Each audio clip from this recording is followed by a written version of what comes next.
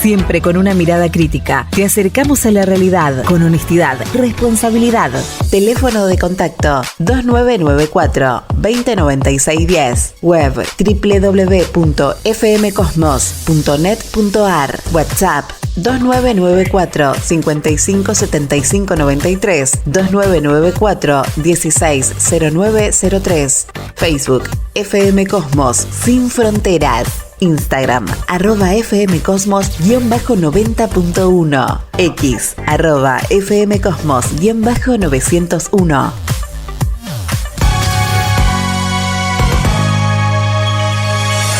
Continuamos recorriendo el país del interior sin fronteras y nos vamos al norte de nuestro país para comunicarnos con el doctor Marcos Rougés, ¿sí? Un abogado realmente importante en la justicia tucumana, que ha estado con nosotros sin fronteras en otro momento para hablar del caso Gustavo Morales. Pero no es lo único que tenemos para charlar. Nosotros queremos hablar de muchas cosas que tienen que ver con la provincia de Tucumán. Primeramente, le damos la bienvenida. Doctor Rougés, ¿cómo le va? Ricardo Duarte le habla. ¿Qué tal, Ricardo? ¿Cómo está? Muchas gracias por hablarme y estoy a tu disposición. Por favor, un gusto para nosotros también poder contar con su palabra una vez más para hablar de lo que ocurre en la provincia de Tucumán en el tema de la justicia. Yo quisiera llevarlo a algo que seguramente le va a doler, pero que nadie más que usted sabe lo que pasó, cómo se ha llevado este caso y qué importancia tiene, ¿no?, para la justicia y para quienes buscan justicia en la provincia de Tucumán. Yo quisiera que nos hable sobre el caso de Marcos Rougés, ¿sí?, que justamente es su hijo. Para empezar, quería aclarar un poco el perfil de mi hijo, de Marquitos. Marquito es un chico que a los 15 años había obtenido un premio internacional de la Mont Pelerin Society, que se hizo una reunión en Tucumán, en Buenos Aires, en el año 2011. Y ahí se convocó a un concurso para que se expusiera sobre algunos temas predeterminados. Él tenía 15 años en ese momento, se quedó una noche trabajando, presentó su propia ponencia y salió seleccionada entre las mejores y fue publicada después como, sin saber por supuesto que digamos que el autor era de 15 años, porque no era limitada por edades, era para cualquier persona que quisiera efectuar ponencia. Claro. Es decir, desde entonces le llovían los ofrecimientos de beca. La Mont Pelerin Society es una sociedad que tiene entre ellos a 9 o 10 premios Nobel de distintas materias, básicamente de economía, pero también de literatura, entre sus miembros. O sea, digamos que obtener un reconocimiento de parte de esa sociedad era una cosa realmente importante. Bueno, él nunca quiso aceptar ningún tipo de beca porque se sentía muy contento viviendo en Tucumán. Mientras tanto, años después, decidió seguir la carrera de abogacía. Estaba cursando una de sus últimas materias, de hecho administrativo, y ese día tenía que ir a rendir. Tenía su propio auto, se fue en su propio auto, y hay una calle que corre paralela a la avenida Sarmiento en Tucumán, y la avenida Sarmiento después va cambiando de nombre, Belgrano, Perón, tiene varios nombres, pero bueno, tiene una calle Santa Fe que corre paralela, hasta que se choca con las vías. Cuando se choca con las vías hay que doblar una cuadra hacia la izquierda para salir hacia la avenida. Lo que él, por supuesto, como nadie se dio cuenta, es que ese tramo de una cuadra se convertía en una encerradera, en un callejón sin salida, si alguien se decidía a cortar esa cuadra que iba entre la calle Santa Fe y la avenida. Bueno, él iba manejando por Santa Fe, dobló, y cuando dobló por un pasaje que se llama Pasaje Bernardo de Irigoyen rumbo a la avenida, lo encerraron, le cerraron de un lado, del otro, le entraron a acribillar. ¿Acribillar? Por supuesto, acribillaron el auto. Tremendo. ¿Ah? Después, él siguió malherido con un balazo en la cabeza, dobló por la avenida, rozó con un ómnibus, por la avenida circular ómnibus, y expiró. Todo eso me enteré después viendo yo los videos. Claro. Los videos, dicho sea de paso, ahí, en ese momento yo no sabía el encubrimiento que se estaba armando. ¿Qué es lo que había pasado? La policía, las brigadas de investigaciones de la policía de Tucumán, aparentemente habían recibido órdenes. Hay dos personas nada más que pueden dar órdenes a la brigada de investigaciones. Uno es el ministro de Seguridad, que es el jefe de toda la policía, y otro el ministro público fiscal, que es el jefe de los investigadores. Claro. Porque pues las brigadas son grupos especiales de sicarios de la policía, entrenados para matar, y su función en ese caso era ir a matar a alguien. O sea, es como en las películas de James Bond. ¿Ha visto que a James Bond el único que puede darle instrucciones para alguna misión es el famoso M, que es el jefe máximo de la organización de James Bond? Uh-huh. Bueno, acá también hay solamente una o dos personas. No puede cualquiera de ir y decir, che, ¿por qué no vayan a matar a fulanito? No, para ese tipo de indicaciones solamente dos personas pueden darla, o tres, incluyendo al gobernador. Uh-huh. Bueno, la cosa es que acribillaron el auto. Después, cuando rozó y expiró, fueron a ver y se dieron cuenta que se habían equivocado. Y después yo pude oír, porque me llegó una grabación anónima de los primeros minutos, 1 o 2 minutos posteriores al roce, en que se oye muy nervioso a la radiooperadora policial diciendo algo así como: hola, sí, son todos de la brigada. Y alguien le contesta: sí, sí. ¿Que son solo salvajes ustedes? Y después le cortan a ella, a la radiooperadora policial, y empiezan a gritar todos ellos entre sí, decir: ¿qué pasa? ¿Quién ha sido? ¿Quién es? ¿Qué vamos a hacer? Y se oye una que dice: es un León Russés.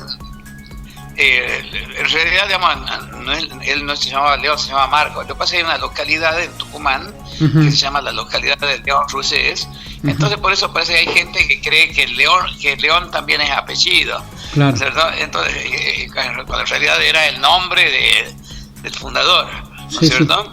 Sí. Entonces, por eso es un León Russés, pero en realidad era Marco Russés, era mi hijo, y se llamaba igual que yo. Entonces, cuando ven lo que ha pasado, empiezan a ponerse nerviosos, diciendo: hay que acordonar el callejón para que nadie vea. Entonces lo dejan secuestrado, entre comillas, al ómnibus que había rozado, para tapar lo que estaba pasando. Después se arman unas carpas que tenían el logo que decía Ministerio Público Fiscal, equipos científicos de investigaciones fiscales, que son las siglas de ESIF, ¿cierto? Uh-huh. Y que se pueden tapar el auto para que de ningún lado se viera que estaba acribillado. Queda por atrás de eso la avenida Belgrano, que después se llama Sarmiento, avenida Belgrano Sarmiento, frenada y cortada durante algo así como 6 horas.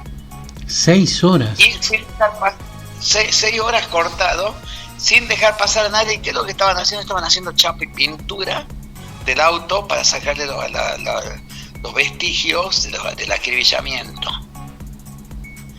Por supuesto, yo mientras tanto había sido juez, era abogado muy importante de muchas empresas constructoras, consultor de varios, inclusive había sido en algún momento asesor del propio ministro público fiscal cuando no era ministro fiscal, sino ministro de gobierno. Me pidió asesoramiento y bueno, yo estuve durante un poco tiempo asesorándolo. O sea, digamos, yo soy una persona muy conocida dentro del ámbito jurídico de acá de Tucumán. Claro. A mí nadie me avisó nada. Después me entero que ese mismo día y a esa misma hora, o sea, a las 3 de la tarde, estaba asumiendo como vocal de corte una sobrina carnal del ministro fiscal que se llamaba Eleonora Rodríguez Campo. Eleonora Rodríguez Campo, por supuesto, después de jurar, se invitó a una comida en la cual estaban presentes los ministros, los legisladores, los vocales de la corte, los jueces. Y en ese momento les llega una llamada telefónica de la policía para contar lo que había pasado. Esto lo digo, yo lo conocí por parte de una persona que estuvo ahí presente, que después, como suele pasar con todas las personas que tenían algo importante que decir, murió de COVID. Ah. Así murió también un conocido periodista de acá de Tucumán, Seferino, que sí, tenía sí. un programa. Excelente programa, sí, lo recuerdo bien. Lo recuerdo bien. Sí, bueno, este Seferino hizo justamente un programa sobre este tema diciendo que se trataba claramente de un encubrimiento. También murió de COVID. También una médica forense especializada en suicidio, que es lo que dijeron después que había ocurrido, que le dijeron, mira, vos no intervengas en esto. Me contó todo eso, me dio acceso, porque ella tenía, porque era médica forense, a unas copias de la autopsia, una autopsia truchísima, por supuesto, y también ella murió de COVID. Increíble. Entonces, yo ya, digamos, cuando se hizo todo, antes que murieran todas estas personas, se hizo un programa con Seferino Décima y con Gustavo Morales, motivo por el cual yo, cuando a él lo detuvieron, me sentí en la obligación moral de tratar de hacer que los ojos de la comunidad estuvieran puestos en este caso, porque si quedaba callado iba a morir como murieron tantos otros defensores de derechos humanos, que cada vez que llegan a un sanatorio, un hospital, misteriosamente se agrava su situación y terminan saliendo de los hospitales públicos muertos. Exacto. Entonces yo no quiero que le pase esto a Morales. Y por eso es que empecé a hacer todo el tema. Pero volvamos, después hablaremos del tema sí, Morales. después hablamos de Gustavo. Ahora cuénteme un poco más sobre Marcos. Bueno, en el tema de Marcos, al principio yo, justamente por el hecho que lo conocía al ministro fiscal, estaba convencido de que de una forma u otra iba a ayudarme en la investigación para determinar qué es lo que pasaba, más cuando parecía claro que había sido gente de la propia policía. Claro. Y bueno, y empezaron a armar todo un circo para sustentar la como única hipótesis investigada, que Marquitos iba manejando, se pegó un tiro, después se arrepintió de suicidarse y siguió manejando con un balazo en la cabeza hasta que después dobló Rosa del ómnibus y bueno, y ahí ya murió. Una hipótesis absolutamente absurda e inverosímil. Totalmente novelesca. Nadie podría creer. Después salieron con una segunda hipótesis oficial, ambas oficiales, y ambas cada una más ridícula que la otra, de que él iba manejando, dobló y como había rozado con el ómnibus, no pudo soportar la vergüenza de haber rozado con el ómnibus y se pegó un tiro. ¿No? Digamos, ahí oscilaban en ambas dos versiones, cada una más estúpida que la otra. Sí, sin duda, sin duda. Sin duda, las dos opciones tremendamente estúpidas. Por supuesto, bueno, después, para sustentar eso, cuando me acompañan las copias de la autopsia, en las copias de la autopsia aparecía con se llama un tatuaje de pólvora, que es una mancha de pólvora que se hace cuando alguien se dispara de muy corta distancia, ¿no es cierto? Sí. Y aparecía a la altura de la 100 un tatuaje, y un tatuaje verdadero y un tatuaje falso. Eso le dicen en criminalística. El tatuaje falso es el que se borra con jabón, y el tatuaje verdadero es el que ha penetrado en la piel los pedacitos de pólvora y llegan hasta el hueso, y eso no se borra. Claro. Y bueno, olvidaron un detalle, que yo había ido a la morgue y había visto, y cuando veo eso digo, no, esto no es así.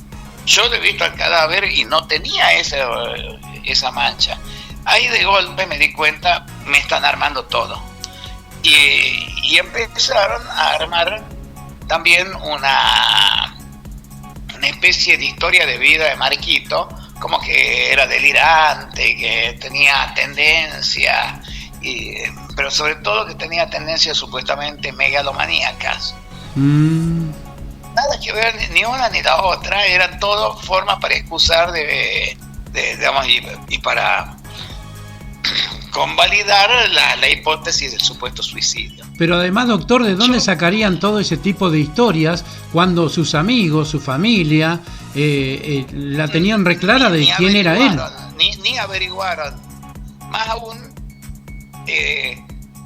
se hace un acta cuando hay una persona fallecida que hay elementos personales ahí que dice tenía tal cosa, tal otra. Y ahí no figura ningún cuaderno de anotaciones. Y todo lo que empiezan a decir surge de un supuesto cuaderno, que lo primero que tendrían que haber hecho es citar a los padres a reconocer la firma o reconocer la letra. Exacto. No, un perito calígrafo. Un perito calígrafo, por supuesto. No, ellos dan por sentado. Ese cuaderno nunca lo pude ver. No aparece agregado en ningún lado, pero toda la mitad de la sentencia se fundan en un cuaderno que no existía y que porque en el acta no estaba. O sea, ese cuaderno han agarrado a cualquier perejil que se ponga a escribir delirios y después decir, estos delirios son de y por eso es que se ha suicidado. Pero todo eso es medio lo de menos. Después empiezan a aparecer las cosas más graves. Existen en Tucumán auxiliares fiscales, que el auxiliar fiscal es una especie de fiscal no designado por la legislatura, sino designado a dedo por el ministro fiscal. Y empezó a decir, supuestamente en los medios, no, ese chico se ha suicidado. Yo lo repuse con causa diciendo, ¿cómo va a decir eso si usted no es el fiscal? El que tiene que hacer el dictamen sobre ese tema es el fiscal y no usted es un perejil. Encima era un perejil que se llamaba Maggio, Lucas Manuel Maggio, que después me di cuenta que era hermano de Facundo Maggio, casado con Eloísa Rodríguez Campo de Maggio. Eloísa, si recuerdo lo que estaba hablando recién, es hermana de Eleonora. Son hasta muy parecidas físicamente las dos. No son mellizas, pero son muy parecidas Eloísa y Eleonora. Eleonora era la que acababa de jugar como vocal de corte. Y esta Eloísa era la mano derecha del ministro fiscal, con el cargo de coordinadora del Ministerio Fiscal. Un puesto equivalente aproximadamente en remuneración y en jerarquía a un camarista. Y esa estaba casada con Maggio y era cuñada de este Maggio. Ahondando la investigación, determiné que había otra Maggio más en la morgue, que se llamaba Carolina Maggio. O sea que estaban Maggios distribuidos, uno en la morgue, otro como auxiliar fiscal, y otro tercer Maggio que estaba casado con la coordinadora del Ministerio Público Fiscal. Casi se podría decir que el doctor, casi se podría decir que el nepotismo estaba planteado para formalizar una banda. Y es que es una banda, es una banda de delincuentes, es una verdadera asociación ilícita cuyo jefe es el ministro fiscal Edmundo Jesús Jiménez. Y apuesto, como pasa en las bandas de tipo mafioso, a sus familiares más cercanos en los cargos más importantes. Porque aparte de eso, el que termina como camarista penal dictando una sentencia unipersonal que no se puede en materia de homicidio dictar sentencia confirmando que se trata de un suicidio en forma unipersonal, es necesario cámara completa, es un primo de Edmundo Jesús Jiménez que se llama Romero Lascano, Eduardo Romero Lascano. O sea que la causa, todo esto es la fiscal de la cual dependía este magio, se llamaba Adriana Giannoni, era amante de Edmundo Jiménez.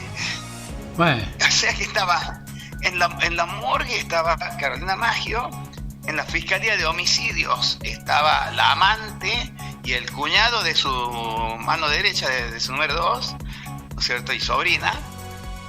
En la Cámara estaba su primo y en la Corte estaba su otra sobrina. Increíble. Increíble. Bueno, esto es decir, hasta en todas se podría... las instancias estaba por detrás de ellos la figura del jefe máximo de esto. Después, por supuesto, yo también tengo conocido dentro de la policía y dentro de varios ámbitos, me empezaron a llegar los informes de qué es lo que había pasado. ¿Qué había pasado realmente?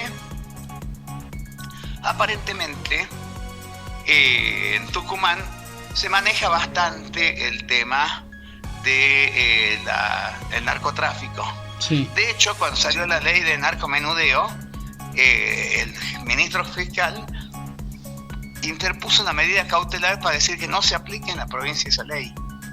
¿Por qué? Y lo tuvo frenado, que no se aplicó la ley de narcomenudeo en Tucumán durante 3-4 años. ¿Pero por qué, doctor? Porque decía que no, que Tucumán no estaba capacitado para estar en eso, que tenía que ir a todo como era antes, sean los grandes jefes o el narcomenudeo a federal. Y como no estaba capacitado, no hacían nada, y por detrás de eso, como la justicia federal no se dedicaba, porque nunca le pueden ordenar de la provincia a la nación que se ocupe algo que por ley no le corresponde, claro. Nadie controlaba absolutamente nada durante 3, 4, 5 años. O sea, lo que le importaba al fiscal era directamente dejar liberado. Quedó zona liberada durante 4 o 5 años por el narcotráfico. Increíble. Y bueno, y aparte de eso, según dicen las malas lenguas, el jefe del narcotráfico se convirtió él mismo. Así como famosa La Morsa, ¿se acuerda del triple crimen? Sí. Y él, bueno, acá también aparentemente un caso similar, en que quedó, digamos, todo rindiéndole pleitesía a que era el que había conseguido que Tucumán fuera zona liberada. Como consecuencia de eso, también habían decidido que tenían que dar un escarmiento a un dealer o no sé qué sería, que no le había pagado no sé si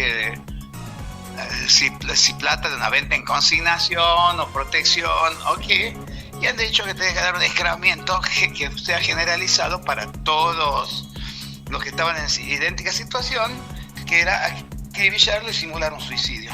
O sea que venían ya dispuestos a armar todo el tema de la simulación del suicidio y todo demás, solamente que se confundieron de objetivo y lo mataron a mi hijo.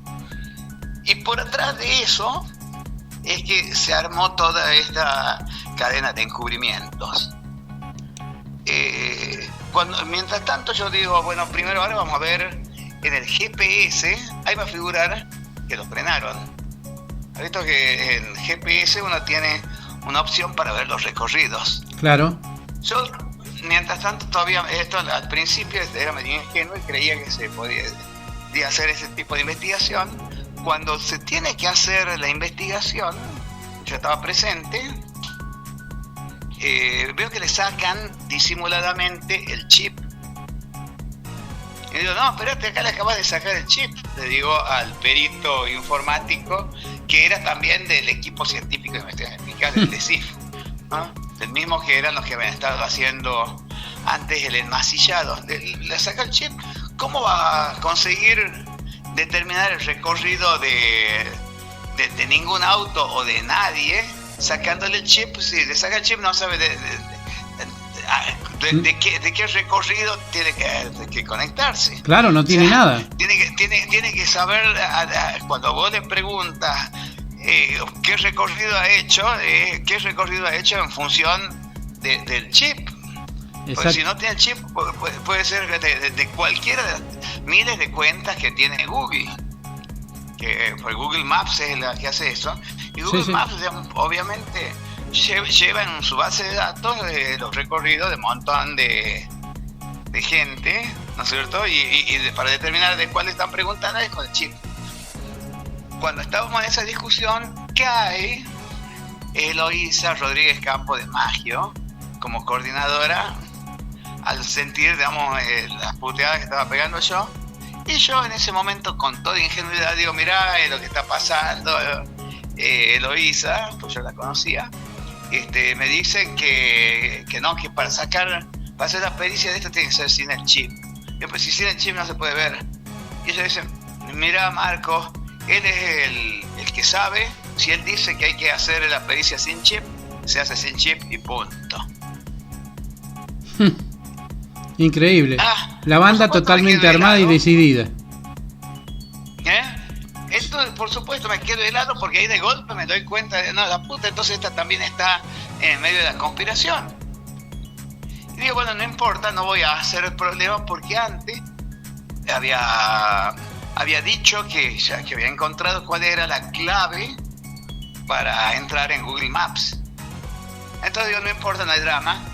Entraré yo después en Google Maps y veré yo también y lo voy a sacar capturas de pantalla de lo que aparezca. Claro. Pues me acordé, digamos, entonces digo, total, Google Maps uno puede acceder de cualquier computadora de Google. Sí.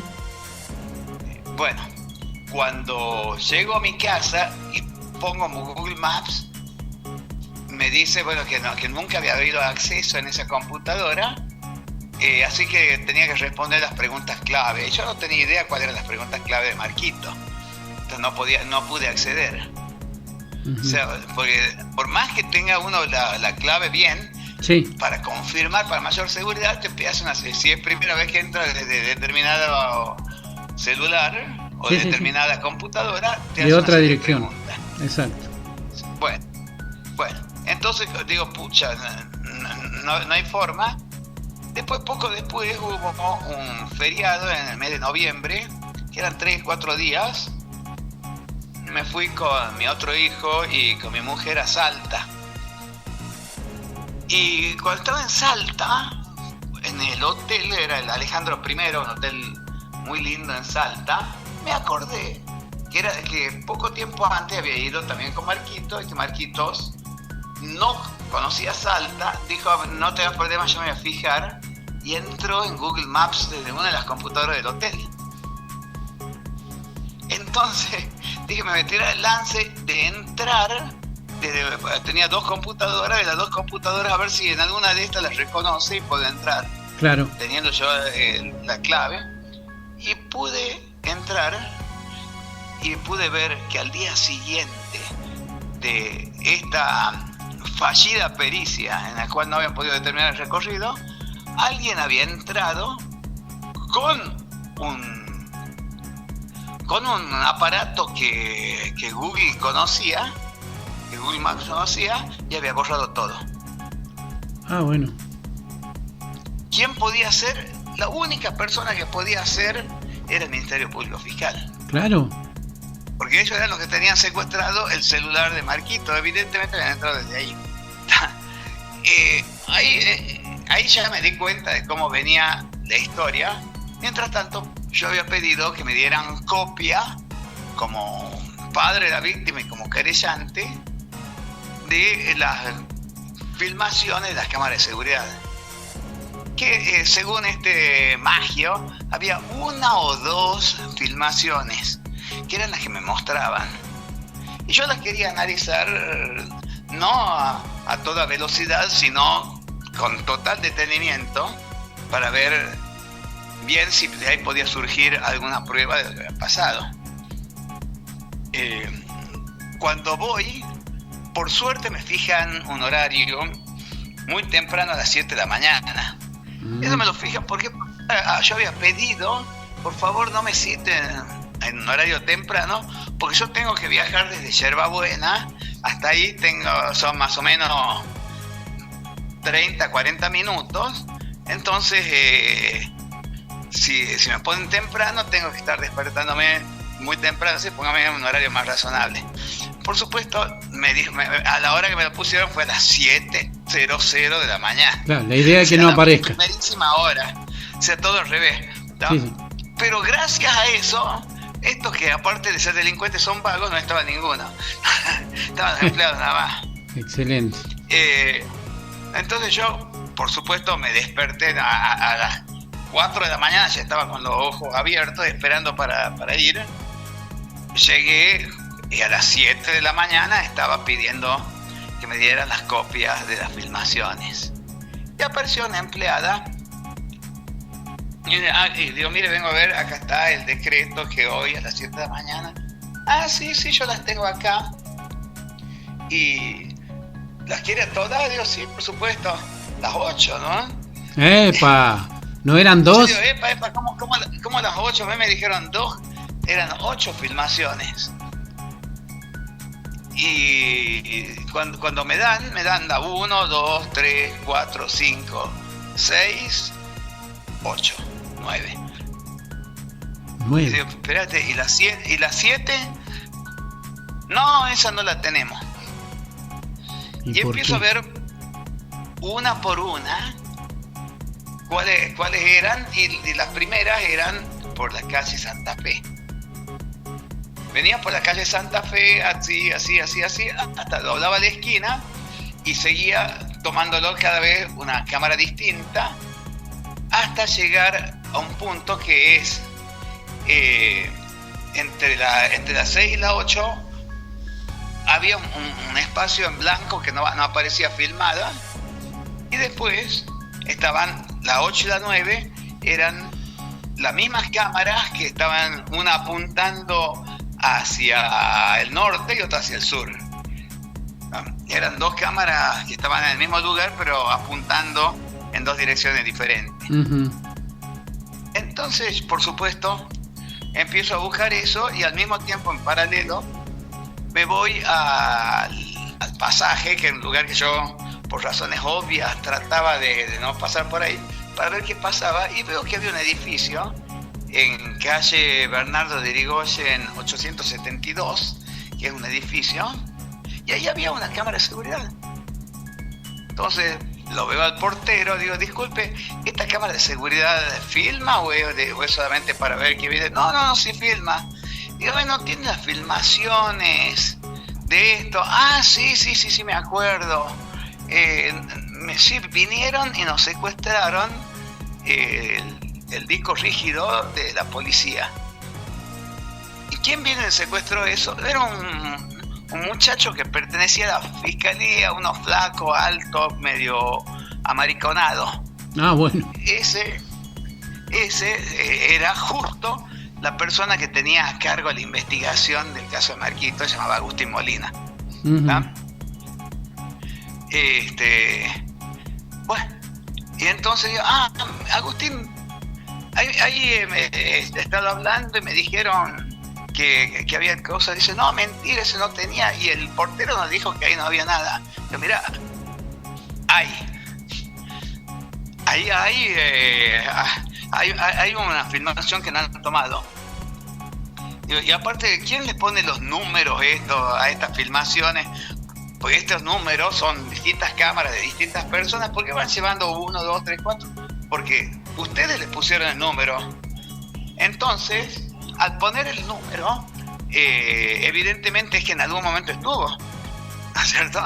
Porque si no, no tendría ese número, si no fuera porque en algún momento alguien lo había numerado dentro de la fiscalía. Claro. Y después, cuando vieron el contenido, decidieron hacerla desaparecer. Y esa era justo la que filmaba exactamente toda la escena del acribillamiento. La cámara 7. Sí. La que estaba faltando. Finalmente, es la que está, y hasta el día de hoy está faltando. Nunca la conseguí recuperar, pero me di cuenta ya de que toda la fiscalía estaba metida en estas tareas de encubrimiento. Increíble. Cuando empiezo a buscar lo que sí aparecía en las cámaras, veo el auto de Marquitos del lado izquierdo tenía una especie de como chichones que eran evidentemente de balazos que había recibido del lado derecho, y que las balas habían impactado en el marco del otro lado y formado como chichones en el marco. Uh-huh. Después me llega una filmación anónima, la misma esa que digo que después que se los oye a estas personas que hablaban, que evidentemente fue tomada de incógnito porque era muy mala el video y muy poco clara el audio. Claro. Entonces, yo, digamos, independientemente, no le di mucha bolilla en un primer momento al video. Después sí, pues ya voy a explicar por qué, si es que tengo tiempo. Pero sí al audio. Y empecé a preguntar cómo se podía hacer para clarificar lo que aparecía ahí. Empecé a buscar programas, digamos, de filtro. Empecé a filtrar y después filtrar el video filtrado como 6 o 7 veces hasta que empezó a aparecer un poco más claro. Pero tenía mucho ruido. Entonces empecé a averiguar si existía algún programa. Estoy hablando de 6 años atrás, ya no estaba tan desarrollada la inteligencia artificial como ahora. Sí. Y hasta que encuentro por internet que había una página que se llamaba Moisés.ai. Moisés era porque dividía las ondas y permitía supuestamente separar entre la voz, la guitarra, bajo, batería, etcétera. Era un programa más bien de tipo musical. Pero yo le pedí que me separara las distintas ondas y funcionó perfectamente. Me separó lo que eran las voces de lo que eran los ruidos de la calle. Y pude oír perfectamente lo que decía. Claro. Y lo que decía, ahí esto que les contaba que decía, que son todas las brigadas, son solo salvajes ustedes. Sí. Y después se oía un testigo que decía, no, si ya venía muerto cuando he entrado. Otro que decía, yo vi cómo fue la ejecución ahí. Ah. Y otro que decía, le dispararon desde atrás, una locura. ¿Tá? Todo eso se oía en la pista de audio. En el audio de este video que me había llegado. Claro. ¿Tá? Digamos, quedaba todo totalmente indudable qué es lo que había pasado, que es que había acribillado a la policía. ¿Tá? Por supuesto, lo primero que hago cuando consigo semejante material es hablar con la fiscal diciendo, mire, al margen de su investigación yo tengo todo esto para demostrar que Marquitos ha sido asesinado y que ha sido asesinado por la policía. Ella ve, oye, dice, no puedo creer esto, ya voy a ver qué hago. A los 3 días, 4 días, sale una sentencia y dispone el archivo de la causa porque se ve suicidado. Ah, bueno. Ya ratificado entonces la banda judicial. No, que la banda también la incluía a ella, que ella era parte de la banda, evidentemente. Me notifica eso el día 24 de diciembre del año 19. O sea, normalmente no se notifica nunca nada después del día 10 de noviembre para evitar justamente que haya términos que estén corriendo y venzan un poco antes o un poco después de la finalización del año. En este caso, me lo notificaron, no en esa época existía lo que llamaban casilleros de notificaciones, sino con una cédula me la tiraron por bajo la puerta del estudio. Cuando yo veo esa cédula, me pongo a fijar, me vencía el último día del año 19 la oposición, porque la oposición a ese tipo de decisiones de archivo te dan 3 días.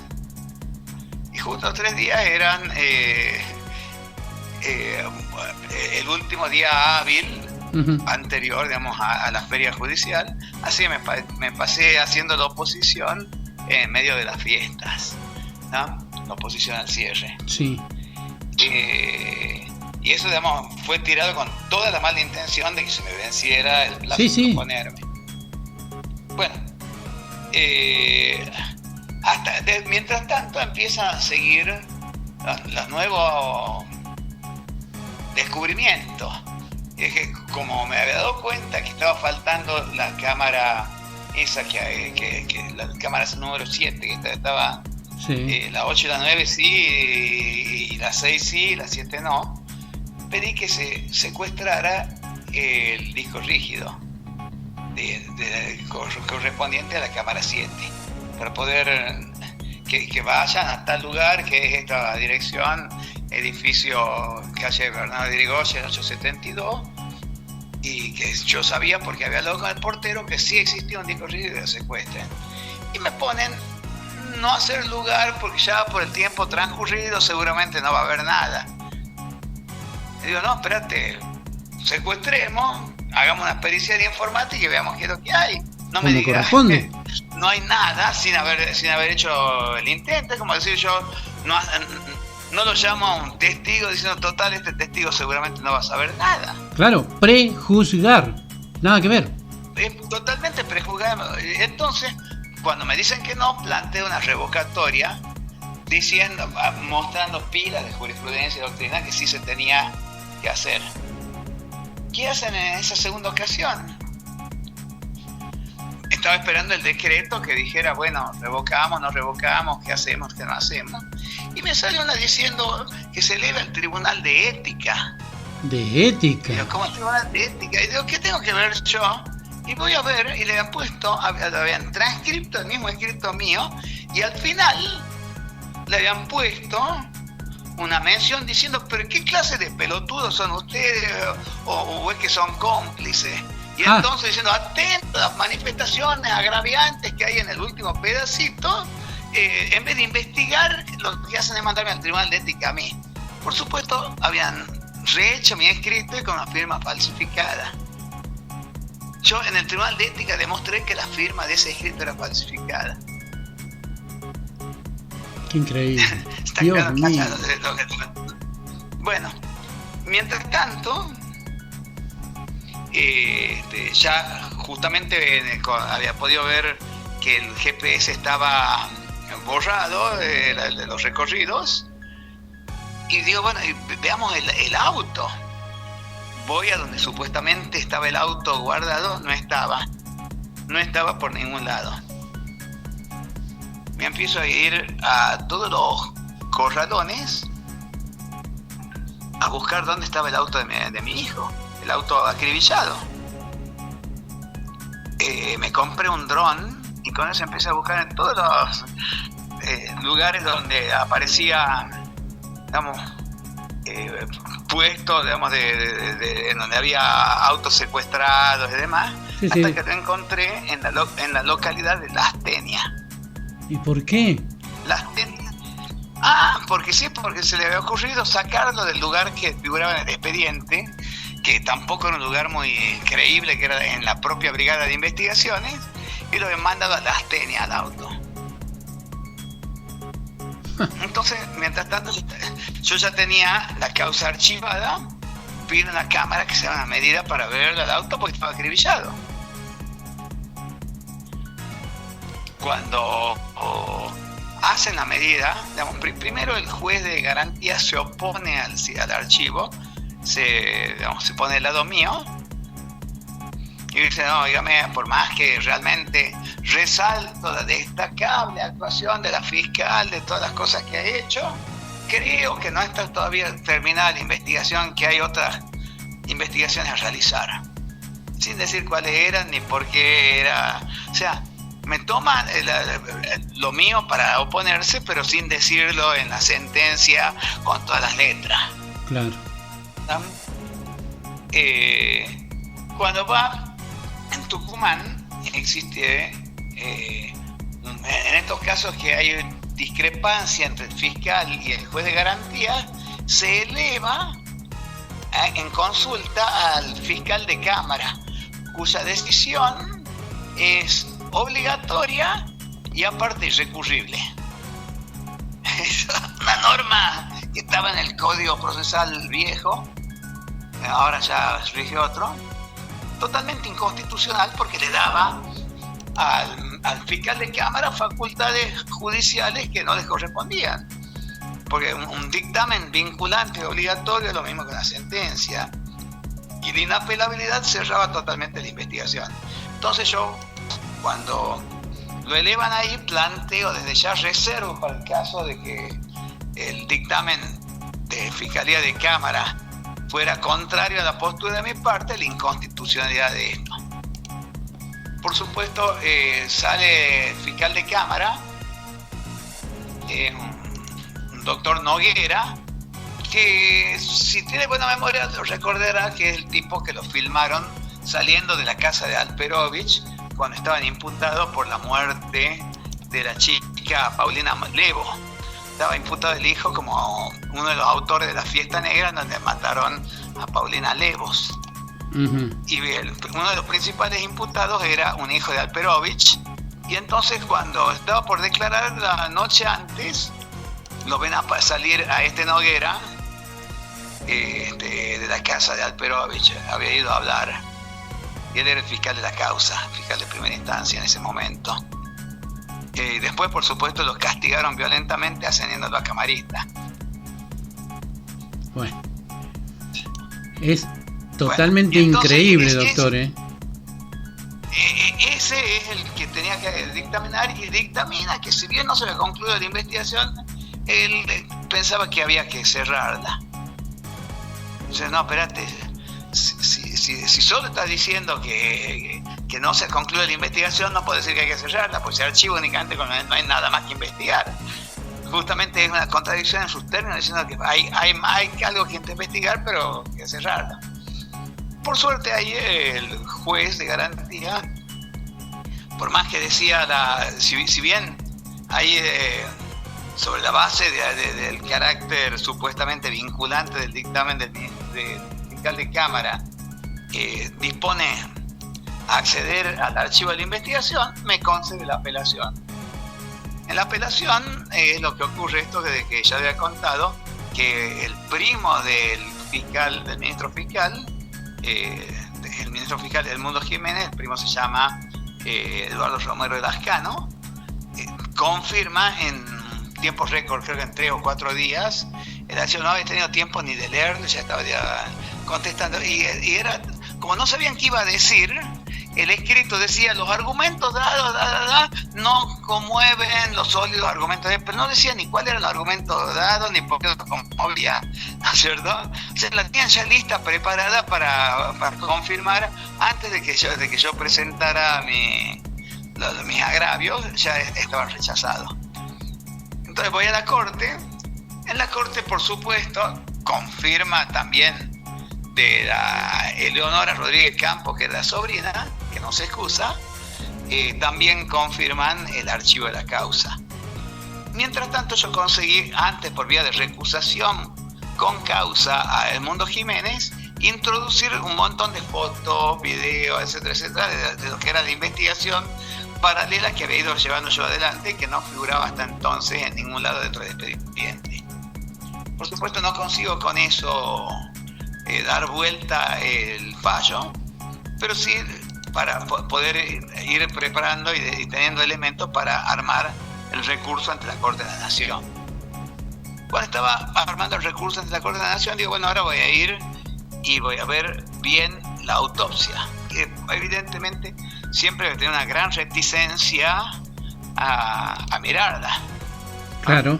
Pues, si usted conoce lo que es una autopsia, una cosa espantosa para ver, y menos si se trata de un hijo de uno. Sí, pero sin duda. Y ahí me doy con que la autopsia no estaba agregada al expediente.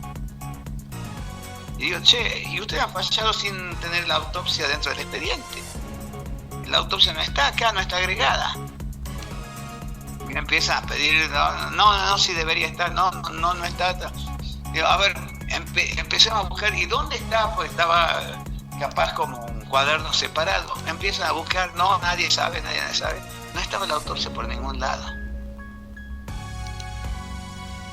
Empiezan a pedir oficios a toda la fiscalía y, casualidad, en la oficina del ministro fiscal, o sea, del Mundo Jesús Jiménez, dicen, no tenemos la autopsia, pero tenemos este compact disc con fotos.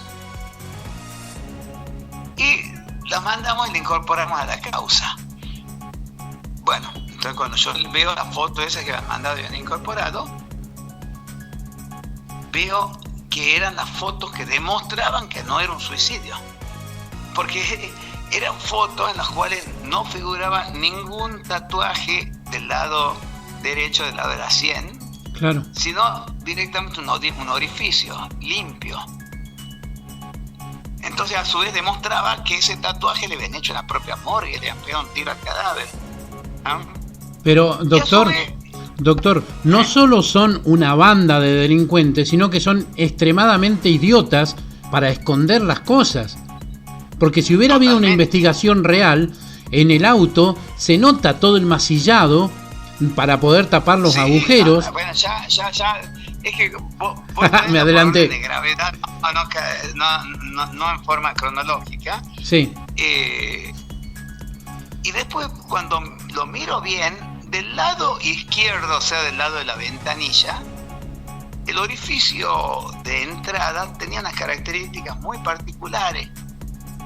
Tenía una forma de una boca de jarro. O sea, y eso es típico de cuando entra un balazo de muy cerca, de muy corta distancia, y no ha tenido tiempo porque ha atravesado algo o porque está desde muy cerca, de tomar toda la rotación para actuar como un torno.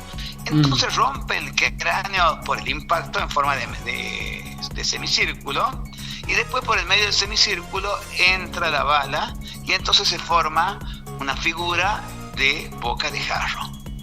Así que quedaba clarísimo que el disparo había provenido desde el lado del techo de la ventanilla, que desde ahí le habían disparado. Entonces digo, esto es lo que estaban buscando encubrir, y empiezo a buscar todas las fotos que yo ya había visto de los chichones y demás, pero no me había fijado en el techo. Y en el techo se notaba claramente, por más que había pixelado, 2 agujeros de ingreso. Y ahí, con eso, también vuelvo a oír esa grabación que había conseguido más o menos clarificar qué decía. Y al principio de la grabación decía una persona que estaba hablando por teléfono, creo que las dos. Eso, creo que las dos, seguramente le ha preguntado si las 2 balas habían pegado en la cabeza o no, y el otro estaba contestando, creo que sí, que las 2 habían entrado.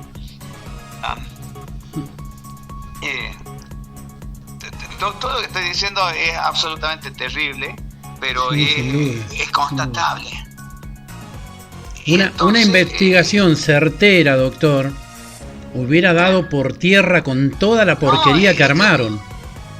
En 2 días, en 2 días se puede determinar qué es lo que pasa. Nadie quiso realmente hacer una investigación, porque también a su vez, cuando ocurrió todo esto, 2 semanas después eran las elecciones a diputados nacionales y a presidente del año 2019. Claro. ¿Ah? Y yo era candidato a diputado nacional. Hubiera sido un escándalo. Entonces, y más que se suponía que iba a estar bastante parejo entre el radicalismo y el peronismo, el macrismo, etcétera, etcétera, esto podía resultar desequilibrante. Entonces por eso también decidieron cerrarlo. Y aparte porque como no sabían de quién era la familiar, la persona que habían matado, siguieron el protocolo de hacer de cuenta que es un suicidio, que por ahí parece que es bastante usual armar ese tipo de suicidios, y que como las familias son normalmente pobres, no tienen recursos, o tienen por ahí algún problema menor con la policía, no hacen nada. Claro. Y entonces estaban acostumbrados a eso, y entonces después había que no solamente encubrir el homicidio, sino también encubrir el encubrimiento. Exacto. Entonces, por atrás de eso, por ahí era más importante ponerle para el ministro fiscal no quedar pegado él como encubridor que el propio tema del homicidio. Entonces, por eso, digamos, se pusieron todos los recursos del Estado provincial tucumano, del narco Estado tucumano, al servicio, digamos, de ocultar este caso. Ahora hacemos dos paréntesis con relación, uno a la autopsia que nunca apareció y otro con relación al automóvil que lo encontramos en la Astenia. ¿Está? Con relación a la autopsia, para ir siempre de más grave a menos grave, sí. Había conseguido las fotos verdaderas, no las fotos falsas en donde estaba figurando con ese tatuaje en la sien, pero no tenía el texto de la autopsia. Sin embargo, en una comunicación que habíamos tenido junto con Morales y con una médica forense autopsista que era especialista en suicidio, que no había participado, que le mencioné que murió después de COVID, sí. Habíamos podido tener acceso a la autopsia. Yo la había leído, y Gustavo Morales justamente debe sacar una copia, ha hecho una captura de pantalla. Así que después, cuando no apareció, él me hizo llegar las copias de la autopsia de mi hijo. ¿Ah? Sí. Y las cosas que decía la autopsia eran delirantes. Usted, digamos, sabe, el hueso temporal es la sien, el occipital la nuca, ¿no es cierto? Uh-huh. Y arriba hay un hueso grande frontal en la frente y dos parietales, uno en cada lado, en la parte de arriba del cráneo. Sí. Y decía que había sido un disparo de abajo hacia arriba y que había terminado en la zona occipital. Si empieza el temporal y va de abajo hacia arriba, no puede terminar jamás en el occipital. Termina en el parietal izquierdo, si hubiera sido un suicidio. Claro. Y por ahí y empieza a delirar, confundir. Evidentemente estaba hecho por alguien que no estaba acostumbrado a hacer autopsia, pues confunde la zona occipital con la temporal, con la frontal, todo. Y encima dice que murió en una tentativa de suicidio, cosa ridícula, porque digamos, evidentemente había querido poner una tentativa de fuga o algo así. Le dijeron, mira, cambiale, y cambió porque murió en una tentativa de suicidio. Todo delirante. Y después empiezo a buscar quién era el que había suscrito eso. Era un médico psiquiatra, no era un médico autopsista, ni tanatólogo, ni equivalente, sino un médico psiquiatra. Y evidentemente es el único médico de ahí del grupo que tenían que se había animado a afirmar esas estupideces. La verdad que tremendo. Bueno, mientras tanto, volvamos al tema del auto. Sí. Volvemos un poco a tiempo. Voy a hacer una medida en el auto. Y el auto estaba mejor que si estuviera en exposición en la concesionaria de 0 kilómetros. No tenía absolutamente nada, ningún rayón, ningún agujero, nada. Y después me fijo en el techo, y en el techo lo que tenía era 2 gruesos flejes de color negro en cada lado del techo, que el auto de mi hijo no los tenía. Entonces digo, no, le han cambiado el techo. Le cambiaron el techo y le cambiaron también los zócalos, donde en todos los lugares donde tenía en las filmaciones agujeros de bala, estaban nuevitos, estaban cambiados. Pero encima se notaba porque no entraban, no calzaban perfecto, no habían conseguido aparentemente justo la pieza, y quedaba medio abierto con un triangulito, como una especie de pestaña de un lado para otro. Claro. O sea, claramente le habían forzado para hacerlo entrar y cambiarle las piezas verdaderas por estas otras. Y aparte aparecían en algunas partes que no podían cambiar porque era el tapizado que estaba con unas manchas de sangre. Uno veía los agujeros, pero de un lado y del otro no aparecía nada. Es decir, pero de acá por lo menos tendría que figurar que, suponiendo que se hubiera suicidado, que pega en el techo y después va a algún lado, no, y en el techo no había nada. Estaba la manchita y después no había nada. O sea, no había una continuidad lógica entre las cosas que sí había y los marcos y techo que estaban impecables. O sea, quedaba muy claro que eran todo piezas sustituidas. Bueno, y entonces, tiempo después, digo, no, alguien que se suicida, no quedan unas manchitas, unas gotitas ahí en el techo, queda todo empapado. Y después de haber visto este agujero, este orificio en forma de boca de jarro, que demostraba que en realidad le habían disparado desde el lado de la ventanilla a través del techo, digo, no, esas son las salpicaduras de cuando entró la bala, salpicó para ahí y esas son las gotitas. Y del otro lado debe estar con todo sangre.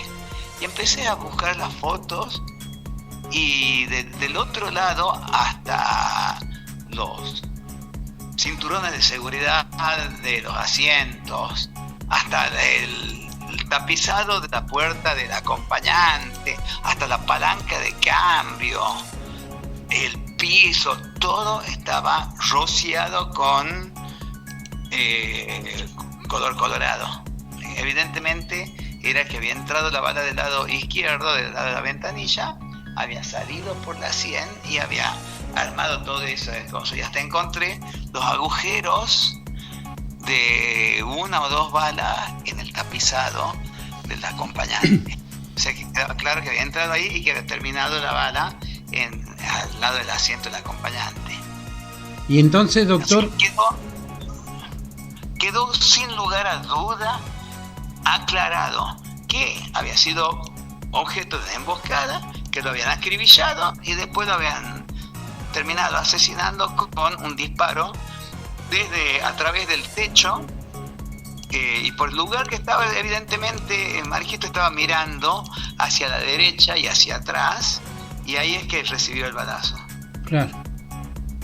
Y después estaba mirando así, recibió, digamos, del lado del parietal izquierdo, pero más bien hacia atrás y con salida por la sien. ¿Tá? Y eso es lo que explica por qué tampoco murió inmediatamente. Porque si se hubiera disparado por la sien hacia el otro lado, hacia la izquierda, digamos, de derecha a izquierda, se hubiera muerto inmediatamente. Porque uno de los argumentos que daban es, no, porque no murió inmediatamente porque si es como usted dice, se hubiera muerto ahí nomás y no hubiera podido manejar hasta llegar a rozar con el ómnibus. Y eso sería cierto si la trayectoria hubiera sido de derecha a izquierda, pero era falso en el caso que es la realidad de que entró de izquierda a derecha. Claro. ¿No? Sin duda. Entonces, digamos, el tema ahora procesalmente como me denegaron los recursos contra el archivo, ahora estoy en la Corte de la Nación. La Corte de la Nación hay una ley de víctimas, la ley 27372, me tienen que dar una audiencia, que vengo penando hace 2 años para que me la den y no me la dan.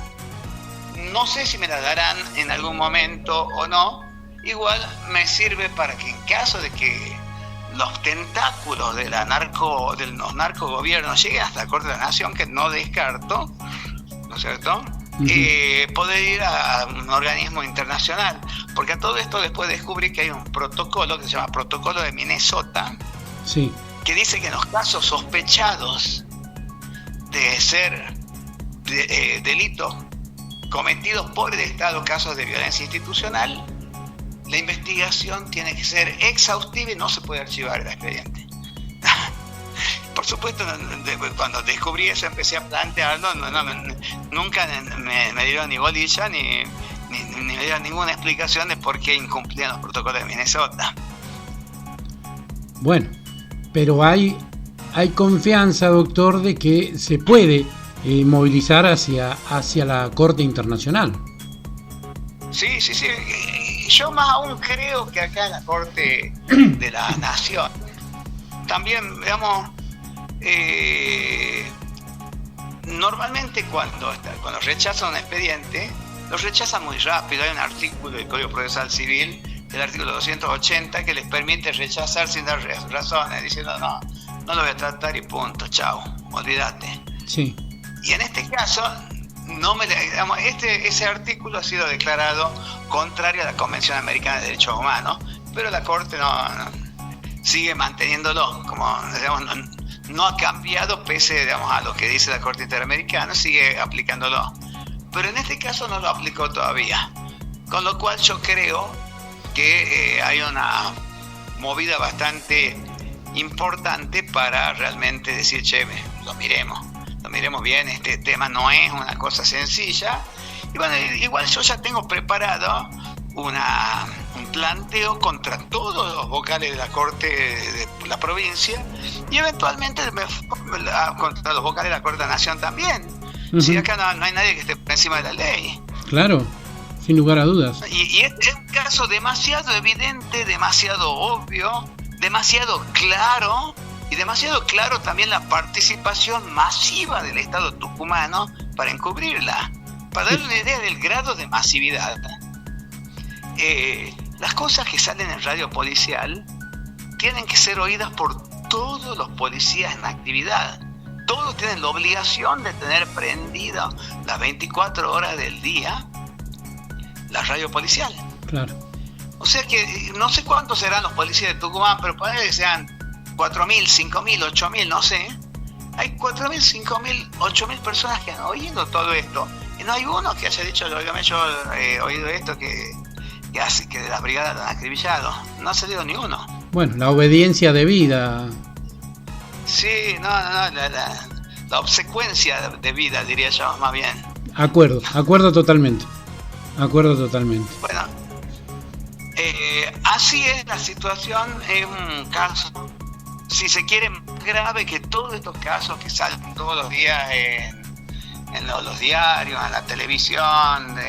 ¿Por qué? Porque normalmente en esos casos han intervenido gente de menor jerarquía y que no han obstruido la comunicación. En cambio, en este caso, la televisión pública en Tucumán estaba manejada como director por un señor Rodolfo III Burgos. Otro delincuente. Rodolfo III Burgos. Ese Rodolfo III Burgos, en esa época, estaba ya sometido a investigación por la violación a su hijita de 3 años. Sí. Entonces, del Ministerio Fiscal, del Gobierno, del Ministerio de Seguridad o de todos al mismo tiempo, le dijeron: vos sacás algo sobre el tema esto y nosotros te soltamos la mano por las violaciones reiteradas tuyas a tu hija. Después igual, no sé si por soltar la mano porque era demasiado evidente lo que había pasado, terminó condenado. Justamente Gustavo Morales era el abogado de la doctora Moris, de la madre de la víctima, la chica, ¿sí? Una abogada, Marina Moris. ¿Ah? Sí. Así que bueno, por eso es que el tema fue callado.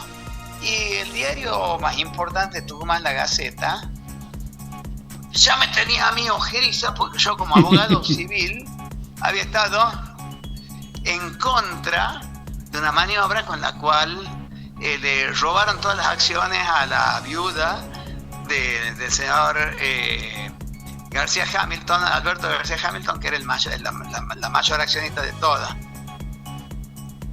Vino una de las hijas, aparentemente haciéndose la buenita, diciendo, mira, ¿por qué no me firmas esto? Porque es para un alquiler de una casa, o para un poder, o para cualquier cosa.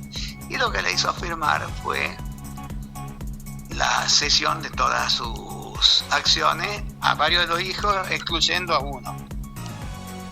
Bueno, cuando estábamos en la asamblea de La Gaceta, apareció la mujer esta, enfurecida, diciendo, yo quiero hablar, y los que están ahí son mis hijos, y son la gente que yo nombré, y yo quiero decir lo que ha pasado. Y se reunieron todos los hijos, menos el que había sido excluido, y dijeron, la mamá no entra. Y la sentía puteando, como si fuera camionera, esta señora de viuda, y ya murió, puteando contra todos sus hijos que eran afanados. Y yo ahí junto con mi cliente, que era excluido, nos levantamos y le dijimos, ¿qué clase de basura pueden ser todos ustedes para no dejarle entrar a su mamá? No conformes con haberle robado las acciones, ni siquiera dejan hablar. Nosotros nos retiramos. Obviamente nos retiramos porque ya estaba claro que así como estaba, los otros tenían la absoluta mayoría, entonces no tenía sentido ir y participar de esa payasada. Claro. Desde entonces el diario La Gaceta me odiaban y me odian a mí. Entonces salió esto hasta el festival y encima seguramente cobraron algún incremento en la pauta publicitaria oficial. Seguro. Que es la plata que le paga el Estado por encubrir. Seguro. Así que se juntó esa circunstancia particular con el hecho de que tampoco me querían a mí y bueno, entonces dije, bueno, aprovechemos y no digamos nada.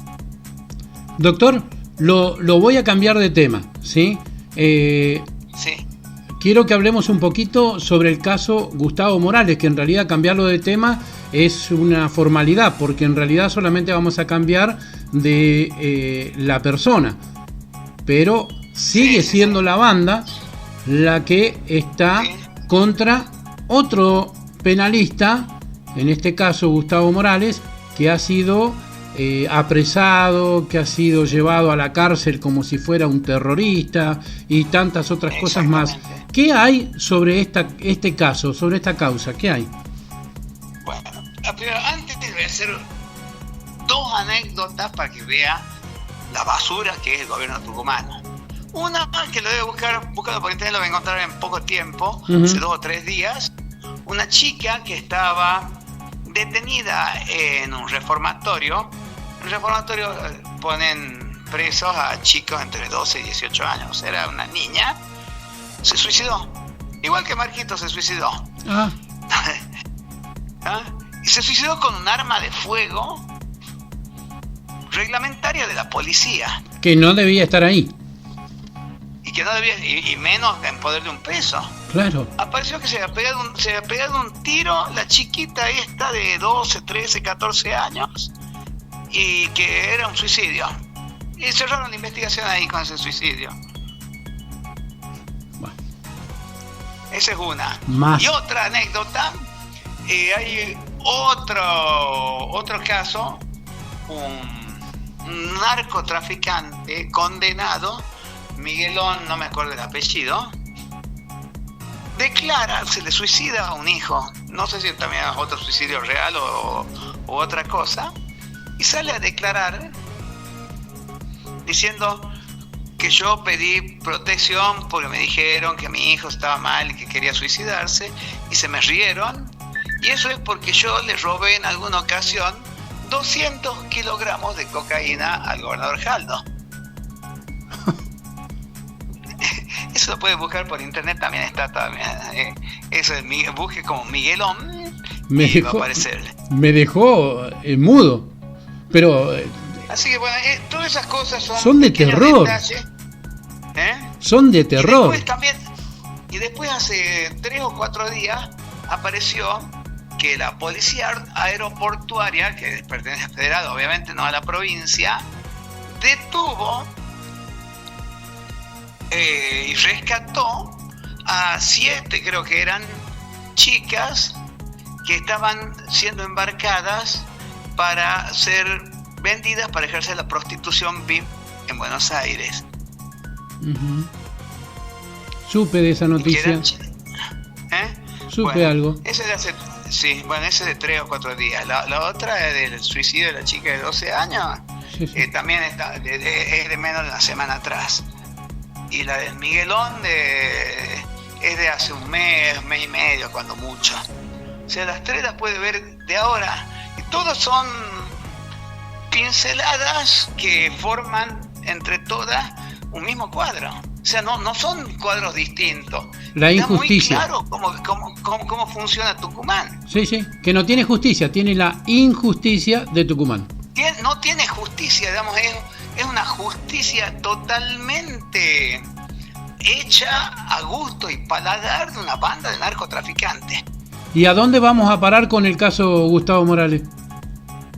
Bueno, Gustavo Morales justamente había hecho un juicio político contra el ministro fiscal, Edmundo Jiménez, y al mismo tiempo había hecho una denuncia porque salió también que la unidad, digamos, de fiscalización a nivel nacional de fondos para evitar casos de blanqueo, tenía entre las personas más sospechadas de todo el país, el número 1, a la provincia de Tucumán, del cual habían desaparecido, estaban blanqueando 37.000 millones de pesos, que lo blanqueaban a través de las comunas y los municipios. Y eso lo denunció Morales, y por suerte tomó intervención un organismo nacional que se llama Procelac, que continúa adelante la investigación. Eso ellos no sabían que le iba a seguir el Procelac al tema, entonces pensaban que evitando la ratificación de denuncia por Morales se iba a parar el tema. Entonces por eso es que justo matando 2 pájaros de un tiro, evitaban la ratificación del juicio político por Morales contra Jiménez y evitaban la ratificación de la denuncia contra Jaldo, gobernador, por el tema de los fondos distraídos. Justo ambas cosas no consigue ratificarlas porque es detenido con anterioridad. ¿Por qué es detenido Morales? Es detenido porque él tenía un programa por internet de radio, televisión, todo a través de internet, tipo TikTok, pero un poco más largos, ¿no es cierto? En los cuales decía todas estas cosas y hablaba de todos estos temas. Y entonces un juez le había sacado una prohibición: usted no puede hablar de fulano, sultano, mengano, perengano, entre los cuales estaban tanto Edmundo Jiménez como el gobernador Jaldo. Y él siguió hablando y defendió a una jueza que no estaba dentro de toda esta camarilla, que era la doctora Ballesteros. Ballesteros, sí. Uh-huh. Y ahí en el curso de la charla esa, salió que ella había ido en algún momento a hablar con el ministro fiscal, y el ministro fiscal le había amenazado con pegarle un tiro en la cabeza. Y él lo dijo en el ámbito, digamos, de la defensa de ella, y después lo dijo en el planteo de juicio político. Y entonces lo señalaron: usted ha violado la prohibición de hablar mal de este emérito personaje. Esa prohibición estaba apelada, y aparte de eso, ¿hola? Sí, la escucho perfecto. Eso no era una medida cautelar que después lo toman como medida cautelar para decir que aunque esté recurrida tiene que ser cumplido, sino era una medida de tipo disciplinaria. y al estar recurrida no tenían supuestamente efecto todavía hasta tanto quedaran firmes. Y a su vez iban en contra de un artículo expreso de la Convención Americana de Derechos Humanos, Pacto de San José de Costa Rica, que es el artículo 13, que dice que está prohibido prohibir. O sea que las personas pueden ser sometidas a todas las responsabilidades por las cosas que digan, pero no se les puede prohibir hablar, no se les puede prohibir decir, porque eso sería violatorio de la libertad de expresión. Y que eso coincide, por supuesto, con el artículo 14 de la Constitución nuestra, que entre los derechos básicos de los ciudadanos está el publicar sus ideas por la prensa sin censura previa. Es decir, lo que estaban estableciendo era la censura previa. Y la censura previa, ¿por qué? Para que no hable, ¿por qué? Porque si hablaba, ahora ya no existe el delito que antes existía del desacato. Ajá. Si te recuerda, en la época que estaba la tira esta de Hijitus, el comisario encarcelaba a un montón de gente por desacatar. Por desacatau, sí. Por desacatado, exacto. Eso, hubo un caso en el cual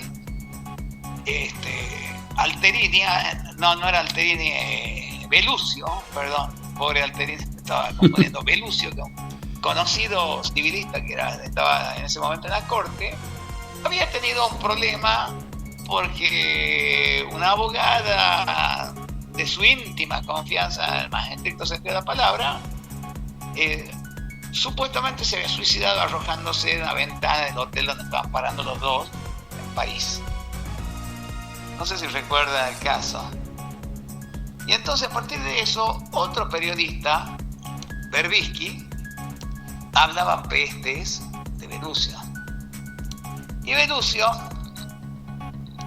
entró a querellarlo por desacato, diciendo, bueno, pero es cierto, no, se retirada, no, era valijera suya, no sé, desacato, usted no puede hablar mal de las autoridades.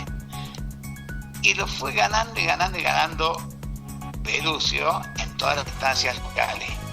Berbisky lo llegó a la Corte Interamericana de Derechos Humanos y ahí el caso Berbisky dijeron, no, es una cosa, esto va en contra de la prohibición que tenemos de la censura.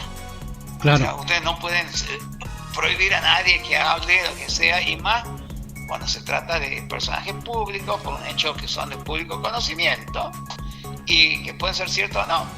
Si usted, si el afectado quiere promover una querella en contra suya por injuria o por calumnia, puede hacerlo, pero sujeto a la norma de la calumnia e injuria, en la cual uno puede eximirse de cualquier responsabilidad demostrando la veracidad de la acusación, cosa que en el desacato no se puede. Entonces, por eso querían hacerlo por desacato, no por injuria.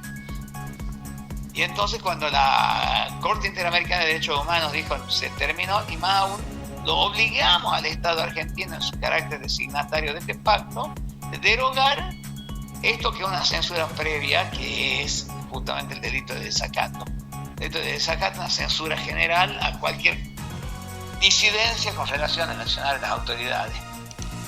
Bueno, por ahí, doctor, también por ahí, doctor, también demuestra que la justicia tucumana no solamente está obsoleta, sino que está anticuada en todos sus actos, que obviamente ni siquiera tiene el tapujo, por así decirlo, ¿sí? de planear las cosas, pero a escondidas. Son delincuentes que la tienen clara, ellos saben que son impunes en absolutamente todo en la provincia de Tucumán y actúan como tales. Así es. Bueno, la cosa es que por atrás de este delito de desacato es que no existe. Lo encubrieron diciendo no es desacato, sino es incumplimiento de una orden judicial. Pero era una orden judicial ilegítima, inconstitucional e inconvencional y encima recurrida. Por eso lo detuvieron por 30 días. Después, cuando vencen los 30 días, lo renovaron por 45 días más. Y ahora, al vencer los 45, los renovaron por 30 días más. Pero esta última renovación, como ya se estaba generando alguna presión, y nosotros, la doctora Miriam Costilla, que es amiga de él, y yo, empezamos a hacer algunos planteos a nivel nacional y federal. Esta última vez le dieron con prisión domiciliaria. Para esto, en este momento, ¿cómo? Para esto con la salud bastante decaída. Deteriorada totalmente, ¿sí? ¿No? Inclusive, lo que pasa es que Morales lo tenía bastante claro cómo por ahí en las pastillas puede ir cualquier cosa. Sin duda. Entonces, digamos, él era muy reacio, inclusive a comer, veía bien qué es lo que comía y qué es lo que no comía, y pastillas en principio no permitía que se le dieran, salvo que el que se diera fuera alguien de su absoluta confianza y pudiendo rastrear de dónde venían y qué es lo que tenían. Pero claro, doctor, sí, la formalidad de la justicia, vuelvo al caso de su hijo Marcos, es de idear suicidios. ¿Cómo no va a pensar Morales de que van a hacer de que él se mató dentro de la cárcel? Sí, una cosa por el estilo, que no quiso una huelga de hambre, por eso estaba tan flaco. Se puede inventar cualquier cosa. De todo. No. La película Expreso de Medianoche, del tipo que lo meten adentro de la cárcel y puede pasar cualquier cosa. Sí. Es un poroto. Sí, en sin duda. Hubo ahora hace poco una muerte bastante masiva de reclusos.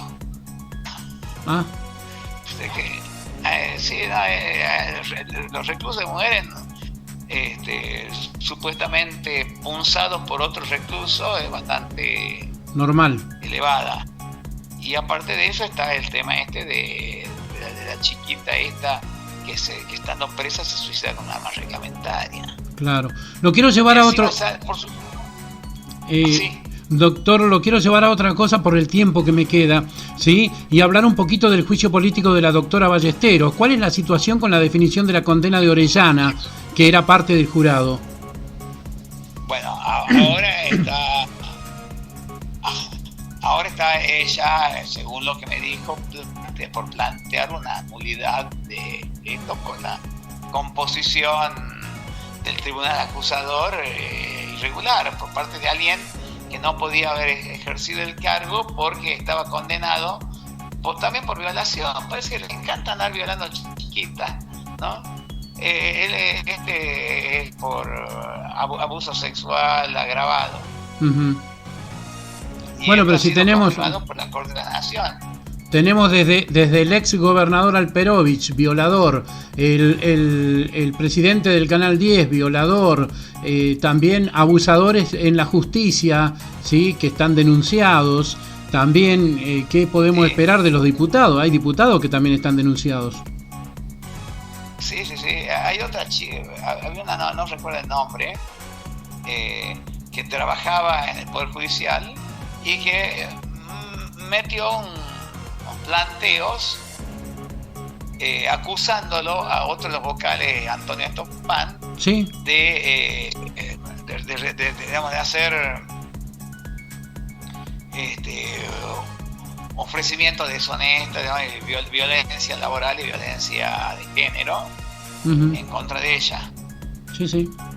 Bueno, hicieron una minuciosa investigación y la terminaron corriendo a ella y a la hija.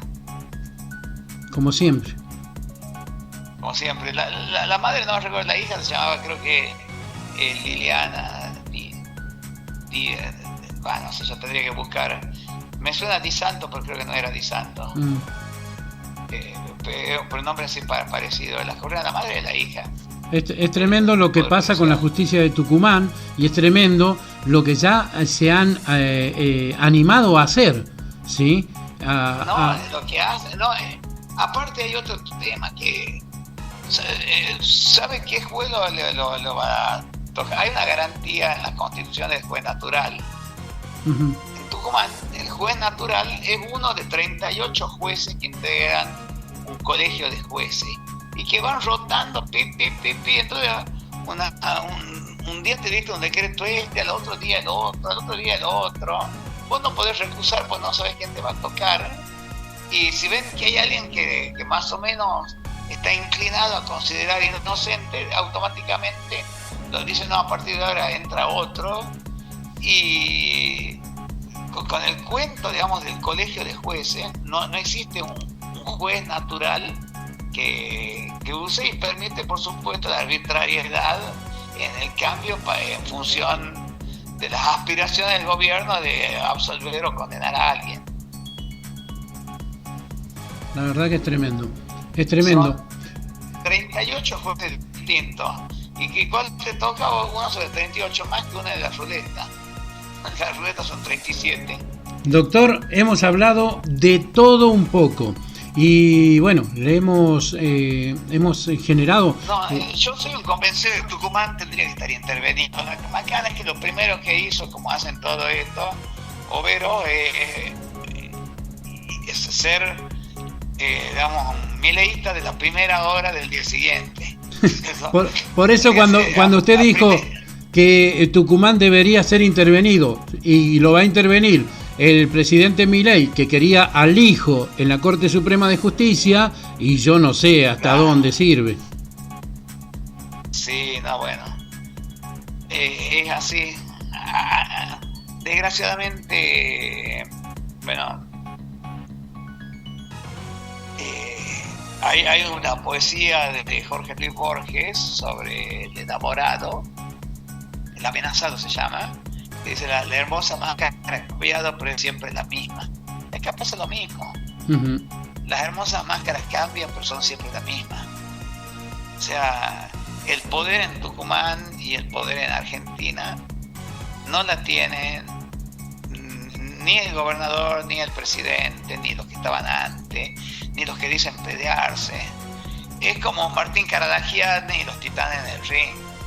Se puede pelear la momia con el androide con el chico 10, el otro con la momia negra, pero digamos, y todos los chiquitos putean, gritan, se entusiasman y demás, y en definitiva el que gana siempre es Martín Caradagian.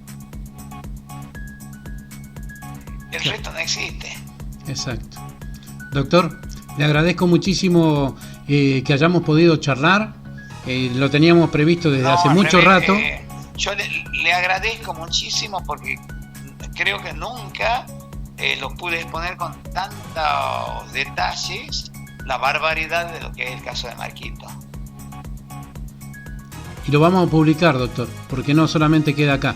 ¿Sí? No queda solamente en el título, sino que también tenemos que, los que estamos en el camino del bien y en la lucha por la justicia real y absoluta, tenemos que tratar de difundir la verdad. Y es lo que vamos a hacer. Ojalá. Ojalá que lo hagan, ¿no? Eso no descarto. Cuenta con nosotros. Bueno, muchas gracias. Nos vemos, un abrazo, muchísimas gracias y a su disposición. Por favor, un abrazo gigante. Hasta siempre. Adiós. Bien, compartíamos la charla con el doctor Marcos Rugés, ¿sí? ¿Qué podemos decir? Lo dijo todo. Es increíble. Pero esta justicia tucumana se parece tanto a la santiagueña, se parece tanto a la catamarqueña, se parece tanto a la formoseña, se parece tanto a la de tantos lugares de esta República Argentina que da miedo. Sí, me escuchó bien, da miedo porque en definitiva estamos en esta querida República Argentina que hasta se han dado el gusto de violar la Constitución reiteradamente, y hablábamos de violadores, de abogados violadores, de diputados violadores, y acá tenemos gobernantes que no les importa un comino violar la Constitución Nacional reiteradas veces y después se juntan en el Congreso Nacional para seguir violándola. ¿Sí? Esto pareciera indestructible, pero yo les cuento que no. Por eso estamos en esta tarea de Siempre Sin Fronteras, despertando ciudadanos. intentando que los ciudadanos despierten y traten de defender a esta república que tiene gangrena, que se está muriendo, que está repodrida y que necesita de todos y cada uno de los argentinos de bien en cada rincón de nuestro país. ¿Y usted se anima? ¿Por qué no se anima? ¿Se anima en serio? Bienvenido sea entonces a esta ruta de la información para llevar y despertar a argentinos para que de una vez por todas saquemos a la porquería de nuestra querida república. Que la curemos, que la salvemos y que tengamos un país en el que podamos vivir todos de la mejor manera. Lo dejo para que saque sus propias conclusiones, sin fronteras, como siempre. La noticia no termina en el titular. Por eso, en nuestro programa Sin Fronteras, profundizamos en los detalles para que estés bien informado. Sin Fronteras conduce el periodista Ricardo Huarte, FM Cosmos, Sin Fronteras 90.1.